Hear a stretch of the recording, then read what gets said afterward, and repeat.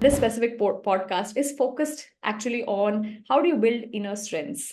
One of the key areas that men or women face is about overcoming those internal barriers. But the way I would want to take this podcast forward is I'm very keen to understand some of your personal stories about anytime in your careers. I'm sure there have been multiple occasions where you had to kind of draw upon that internal strength, that inner strength, to overcome obstacles and achieve certain set of things. If we could get started off with that, and then I would like to dovetail that into how does that fit in the context, what are the kind of things that women need to do to be able to do that, that would be great. So thank you again for all four of you for joining in. If Vibhash, we could start off with you. Any phase that you remember where you drew upon that inner strength? So in the organization, we were working on a very critical initiative, and this initiative was very important for positioning myself and for the department also in good light. And typically, when you're working on a project or an initiative, what you do is you identify. Obviously, there's a problem because of which I think it's a critical initiative. So you identify the problem statement. You brainstorm, you look at information, you look at data, and then you come up with a set of solutions. Okay, solutions or interventions that you want to fix. And so we did, as a team, kind of come up with a set of initiatives to fix this problem. And then I think it's the implementation phase. So you have an execution plan, you start to kind of execute some of these initiatives. And then you do a dipstick to figure out whether, what you're doing, whether it's in the right direction or not. Now, there was a time in between wherein we were doing relentlessly working on some of these things. And we were very passionate about and very, very sure that, some of these things will help us basically shift the needle and improve things and help us meet our goals. But for some reason, we were not seeing any green shoots. Okay. And especially when you don't see green shoots for a long period of time, it's quite frustrating. Okay. I think you start to have self-doubt, or you don't know whether, what you've decided to do, whether it's right, not right. The other problem is, as a leader, you also have to keep your team motivated. Okay. So everything's working, nothing's happening, there are no green shoots. Now there are two alternatives. Either you drop the initiative, or you say that, all this is all crap and this is not going to help you basically meet the objective. But if you're sure about it, I think one needs to have a lot of patience. Absolutely, Vibhash. I think the greatest challenge is, while you are having these self-doubts, how does that not get reflected in your body language, in your messaging, unknowingly to the teams as well. So thank you for sharing that, personal anecdote. Nitin, can I come to you? What have any phase that you remember where you drew upon this inner strength?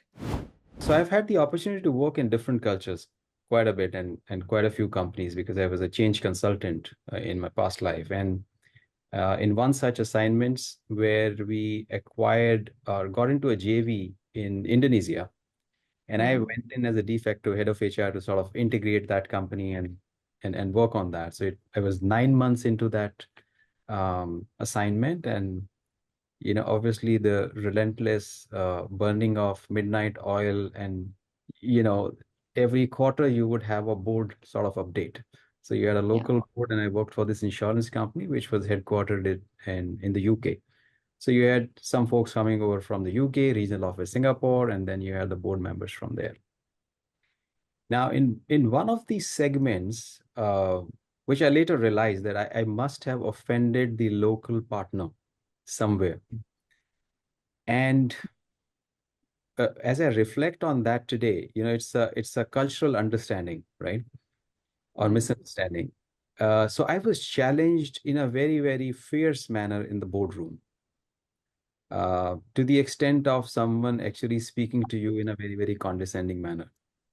Now, between that, like they say that between that stimulus and your response, there is a space. That's where you choose your reaction. And of course, my amygdala was about to get hijacked, and I sort of stopped myself.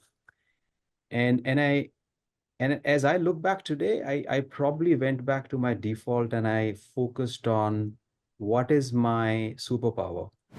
Thank you for sharing, because I think one of the key elements which you did not ended up talking in actual words is, especially at the senior order, when you are in, board presence, or any senior leadership levels, there is a lot of EQ that can be talked about as egos as well, and they do interfere. And EQ is your only probably resolve, that can help you kind of deal with that situation where you spoke about the space between your stimulus versus your response versus a reaction. And EQ helps you kind of do that. I have one takeaway from this one, but I'm going to come back to this, after we hear from everyone else. Mridul, any personal phase that you remember? Similar to the two other panelists who have talked about, I think I also underwent with a similar kind of a situation wherein in previous organization I was supposed to set up a tech center for them, and I was given a project to lead that along with two more leadership team, and obviously the delivery timelines were very tight, not only in terms of setting up but also running it in a very smooth manner was something which was expected out of us. As we started working together, obviously there was a lot of internal frictions and ego issues that started coming in the picture. Other unexpected challenges, including the technological issues, resource constraints, which is also came in. Pressure was immense. There was a moment when it seems like that we would not be able to make the deadlines. But what essentially I did is basically I kept myself very cool and calm. And obviously, as others said, that it's more about talking to the person and understanding what's going through in his mind and getting him along with you, and taking along with the whole process of the delivery. So I also did the same thing. I remained calm and focused, encourage other colleagues to stay positive and motivated, despite the obstacles which we are facing. I also utilized my problem solving and also interpersonal skills, because, as I said, there was a lot of ego issues which was also coming up while setting up the whole tech center. Uh, we were able to sail through the entire process, and instead of so much of stress and frustration, we were able to keep moving forward in this odd situation. I think two things, which is perseverance and determination, was something which was really worked for all of us, because we were able to overcome the obstacles, deliver the project timelines.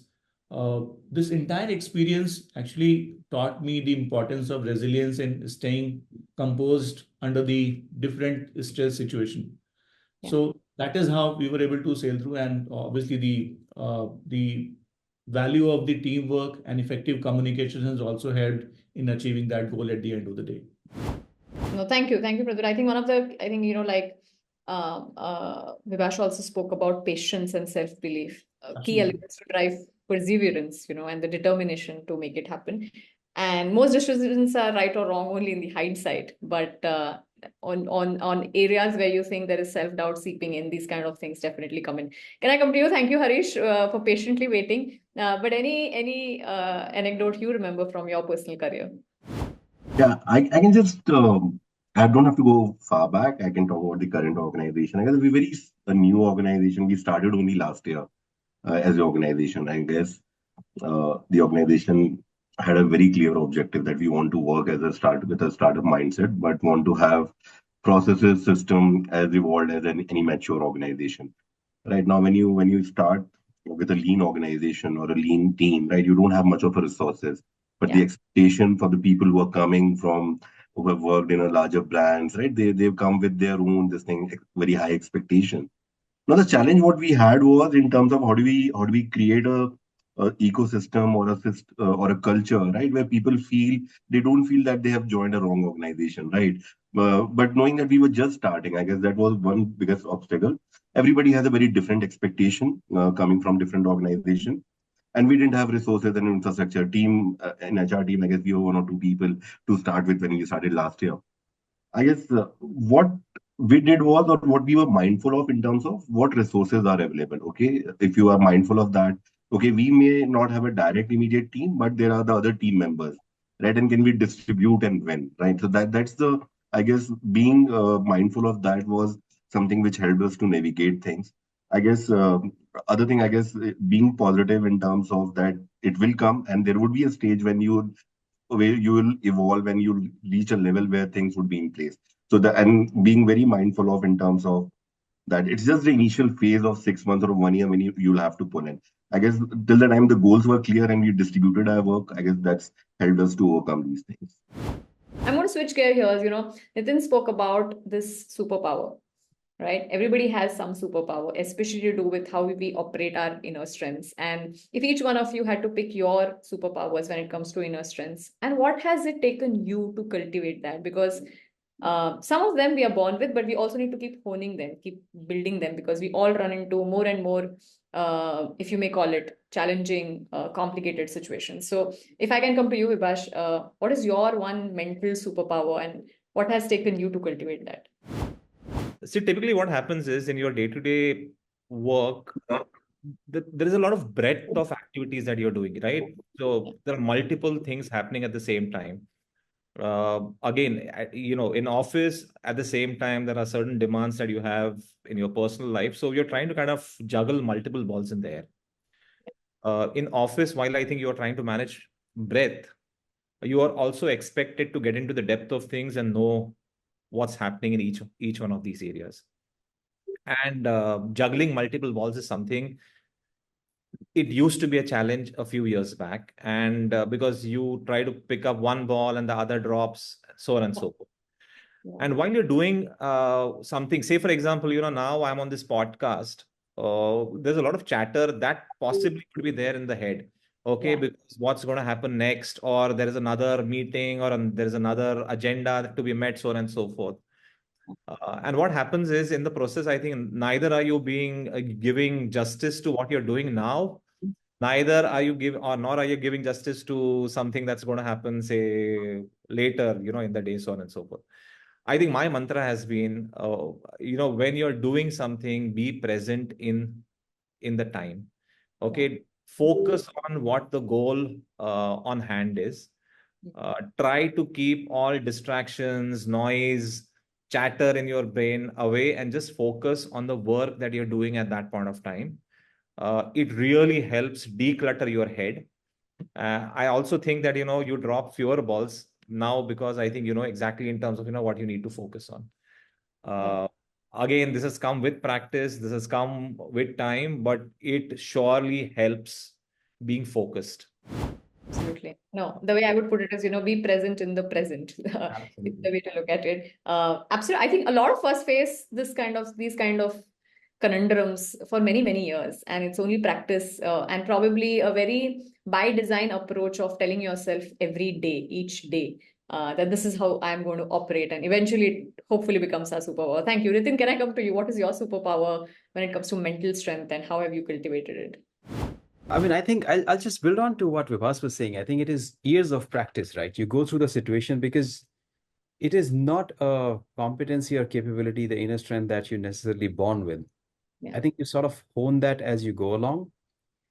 And over the years, what I have figured out is that the ability for me to emotionally disconnect from that situation and look at it factually, that's been my superpower.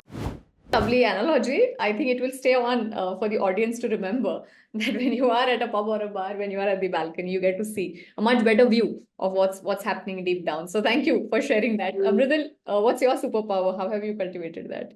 I think I would also build upon to my last two panelists. For me, I think cultivating a little bit of more on the inner sense or inner awareness and the mindfulness is something, if you practice day in, day out, this will help you to build up a lot in terms of how to take the challenges and how to, resolve that issues.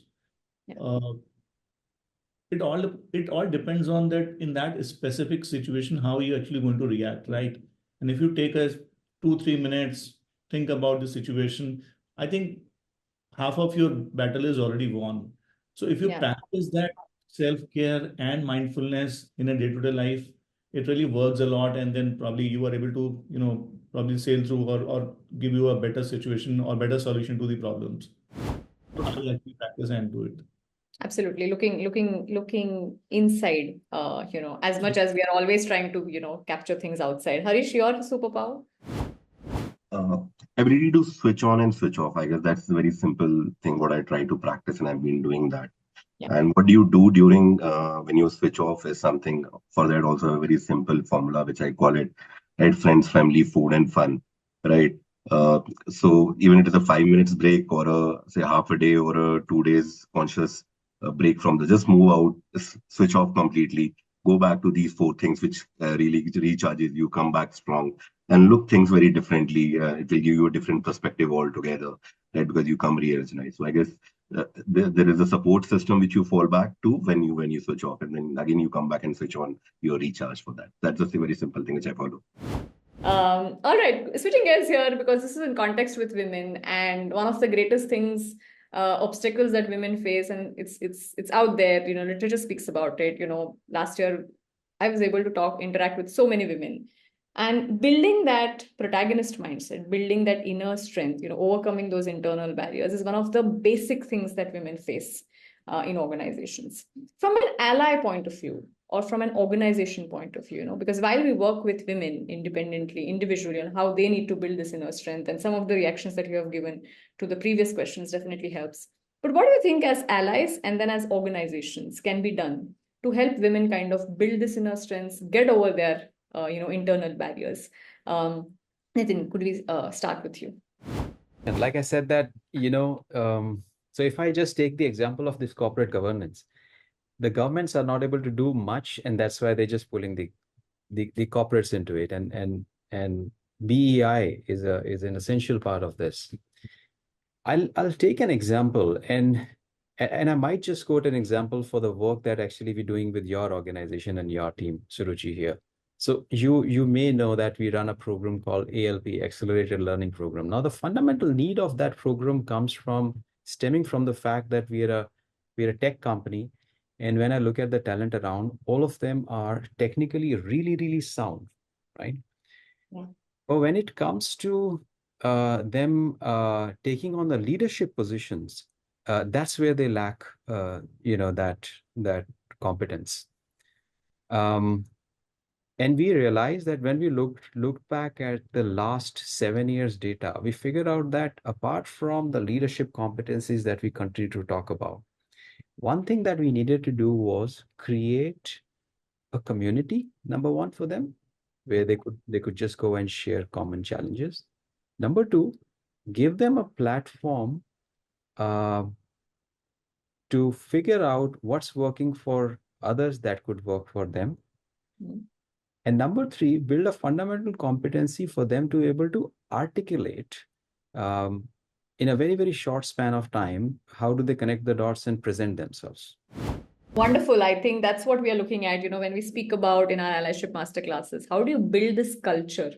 It should run through and through the organization, in terms of what is that fabric that we are trying to build. And how does that create the safe space internally first for women to practice this inner strength, so that when the time comes to be outside as a representative of your organization, of your unit, to another unit inside the same organization, also they have the proof of their own inner strength somewhere that they have practiced in the past. So thank you, wonderful. Thank you for the articulation in such a manner. Can I come to you, Mridul? What do you think? What do you think allies and organizations can do? In my view, I think 2-3 things which is really worked out for me in the past, and I believe those are fundamental for setting up any kind of DI effort or maybe something around that. First and foremost is even thinking about diversity before that the inclusion comes in the picture. So if organizations are actually adapting more and more inclusive practices, I think diversity does follow that automatically. And when I mean to say that inclusion is something which is very important and one should focus more than the diversity, I mean to say that if you are framing your policies, your practices, or your HR systems, inclusion of the people in setting up those things, those are really important, right? Because if you are doing it at a very, very isolated level, or maybe a couple of people, a bunch of people are just doing it, I think then you are not catering to the mass of the people, and you're not getting a diverse perspective that what exactly should be the part of the policy or HR system or the processes. And that's what I mean to say that inclusion is something which needs to be practiced more than the diversity efforts. Thank you. I think people are aware, women are aware, I think organizations are aware about, and I think Nitin also spoke about it, being able to articulate, being able to storytell being able to kind of put yourself out there and talk about yourself. He also, and I'm coming to, what you said, he also touched base upon this fear of rejection. I think it's coming across that women take themselves and their lives way more seriously as compared, the other gender, and hence the fear of failure is ahead of every other thought that would come. So to be able to build that confidence and then that conviction to be able to transpire that confidence in others is one of the key elements to be built on. But I think fundamentally to have people involved in creating this inclusion practices as a policy, hearing them out before letting out that policy out there is also one of the key elements. So thank you. Harish, can I come to you? What do you think organizations need to do? What do allies need to do? I guess there are lot many things happening at the organization level, Suruchi, right? And today every organization at least have that awareness, and at least they're attempting it in different levels and scale. Yeah. What I feel, and I have a very good example, right? We'll have to also look beyond organization, right? How are women being seen from the point of view of client partners, right? And the stakeholders they are interacting with, and how are we educating them in terms. So one of my examples in my previous organization, a pure alcobev organization, right? An industry which has been typically historically been driven by men, right? And just imagine if it was such a difficult for women to be a frontline sales team because you have to go to these retailers or outlets, right? These are small shabby stores, unlike the tier one outlets, right? Today we see a lot of glamorous big outlets. It was such a discouraging, right? It was not a safe environment for this thing. How do you educate the partners whom you are working with, right? I guess that's while because there's a lot of effort which is happening in-house, but I guess to be create a environment, a safe environment where people can go out and explore and be. So I guess that's something. Other thing is when we say that we build a lot of inclusion related policies in-house, are you ready to take those bold bets outside also? Would you stop taking or doing business if somebody does not fall in or adhere to the policies? Can you? So those belts, I guess, when the I guess would be the best way of showing allyship that we are okay to lose business, but this is the culture we want to build in, and this is the way forward. I guess that's a strong message. Will build a lot of confidence in the women sector.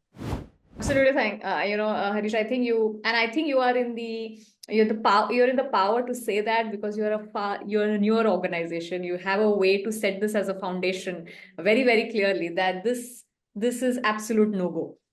This is not how we will build our culture, and essentially that's what year on year creates that culture, that fabric, that allyship that runs through from the top till the last mile inside an organization. Vibhash, thank you for patiently waiting on this one. What do you think allies and organizations could do?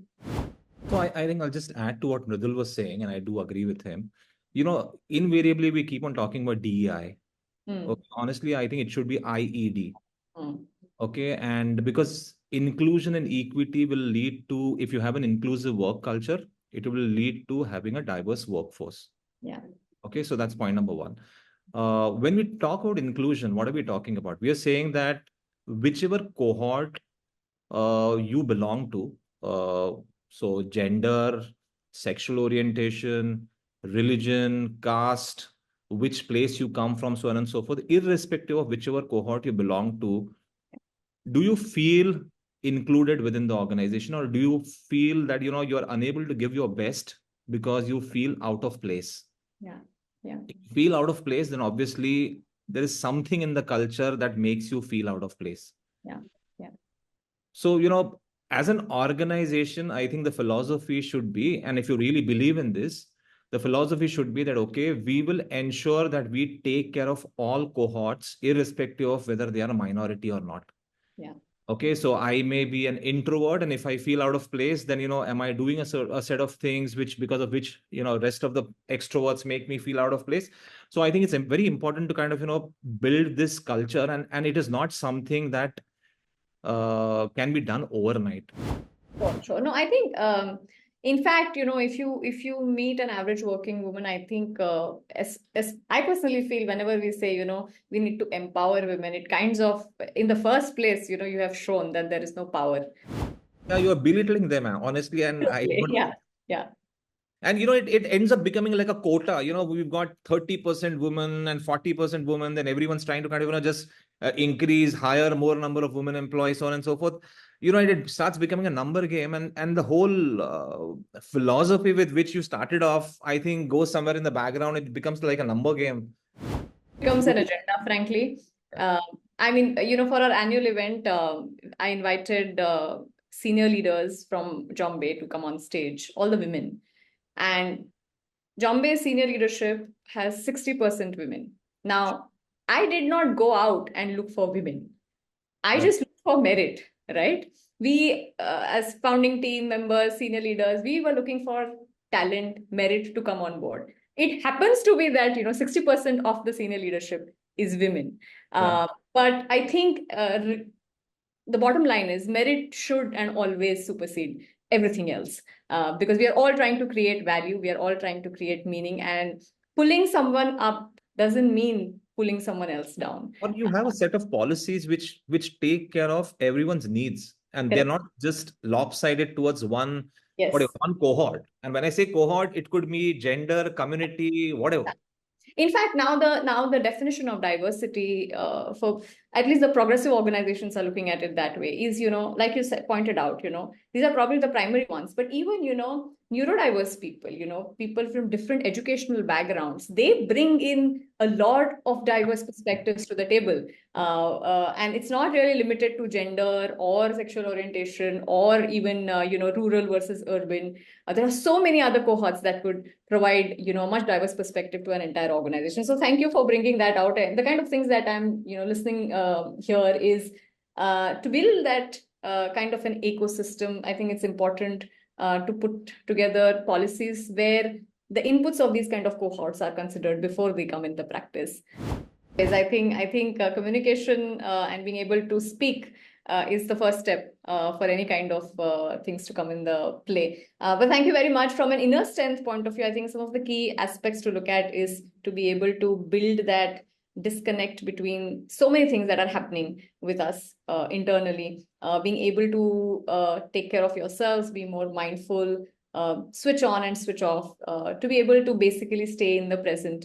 And I think one of the key elements is also to make sure that we are looking at things while we are using our emotional quotients, we are also keeping our emotions at bay when we are trying to deal with things. I think that typically drives how mentally strong you're able to deal with in different kind of situations. So thank you very much, all four of you.